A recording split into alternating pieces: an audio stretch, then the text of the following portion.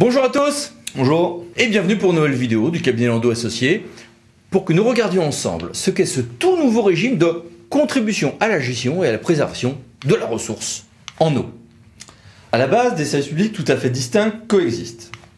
Côté petit cycle, on a l'eau potable, l'assainissement collectif, l'assainissement non collectif. Et côté grand cycle, eh bien, on retrouvera la compétence GEMAPI. Mais en fait, à de nombreux titres, on a des interventions croisées, conjointes, pour la protection des aires de captage par exemple, avec bien des moyens, des baux environnementaux, une coordination au stade du nouveau droit de préemption propre à ces zones, etc. C'est dans ce cadre que la loi Engagement et Proximité de décembre 2019 a prévu un nouvel outil à ce stade. Les services des eaux sont en charge donc du prélèvement en alimentation d'eau potable, peuvent en effet contribuer à la gestion et à la préservation de la ressource. Une confluence des actions en quelque sorte. C'est une passerelle qui est ainsi construite entre le petit et le grand cycle de l'eau. Et dans un contexte sans précédent de pression sur la ressource, aussi bien d'un point de vue qualitatif que quantitatif. Alors, en application de la loi Engagement et Proximité a été adopté un décret en 30 décembre dernier relatif à cette contribution précisément. Alors, ce régime est-il obligatoire ? Non. Et qui en prend l'initiative ? Alors, eh bien, la commune, l'EPCI, syndicat ou communauté, ou le syndicat mixte en charge du service, qui assure tout ou partie du prélèvement, pourra porter cette démarche. Mais alors, tout le monde peut agir à son niveau ? Oui, en quelque sorte, car toute personne qui a une partie des compétences correspondantes pourra intervenir. Mais la personne publique qui prend l'initiative et qui pilotera la démarche sera celle ou l'une de celles en charge du service qui assure tout ou partie de ce prélèvement. Ce service, souvent, déjà agissait en réalité, avec une fragilité juridique, reconnaissons-le, qui désormais devrait disparaître. Et c'est vrai que sur les eaux souterraines, on se retrouvait avec quelques difficultés pour agir pour certains acteurs. Est-ce que c'est une action unilatérale ensuite ? Alors, la personne publique peut soit annoncer par délibération son intention de contribuer à la gestion et à la préservation de la ressource, soit le faire dans un cadre mutualisé et donc coopérer avec un ensemble d'acteurs de services similaires sur le même nappe. Avec en ce cas l'adoption d'une convention qui fixe les modalités de cette mutualisation. Et concrètement ? Alors, concrètement, on va élaborer un plan d'action qui vise à contribuer au maintien ou à l'amélioration de la qualité de la ressource utilisée pour la production d'eau destinée à la consommation humaine. Ils ont défini la durée, ils veillent à la mise en œuvre aussi du plan d'action et à son évaluation. Et en cas de cadre mutualisé, la convention va préciser le ou les services qui vont être donc précisément en charge du pilotage du plan d'action et les modalités de son suivi. Et que contient le plan précisément ? Le décret illustre la démarche autour de 8 points, mais qui ne sont pas exhaustifs. Vous les trouvez ici. Notons qu'ils vont de la sensibilisation jusqu'à la mise en œuvre d'actions très concrètes, comme la mise en place d'aménagements, comme la place également de partenariats qu'on va développer avec les acteurs du petit et du grand cycle, pour pouvoir préserver la ressource. Le plan doit être élaboré en concertation avec les acteurs du territoire, mais sans que le décret nous précise les modalités qui sont concernées par la ressource ou pouvant l'impacter. Alors, ce plan s'applique sur toute ou partie de l'aire d'alimentation du ou des captages.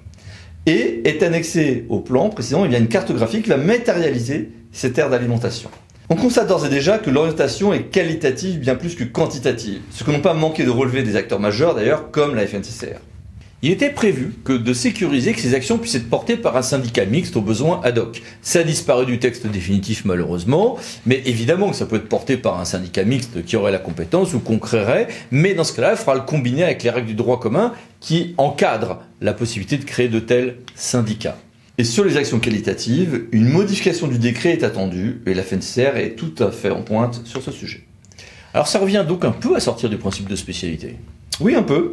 C'est aussi un outil de coopération dans un domaine qui est carrefour de plein de compétences.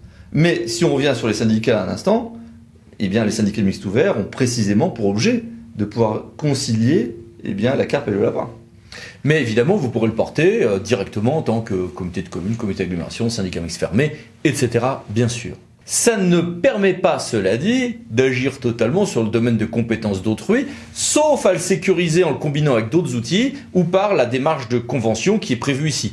Il y a des cas où il faudra combiner plusieurs outils ensemble. Le texte prévoit toute une phase de concertation également, mais à définir par l'autorité en charge de la démarche.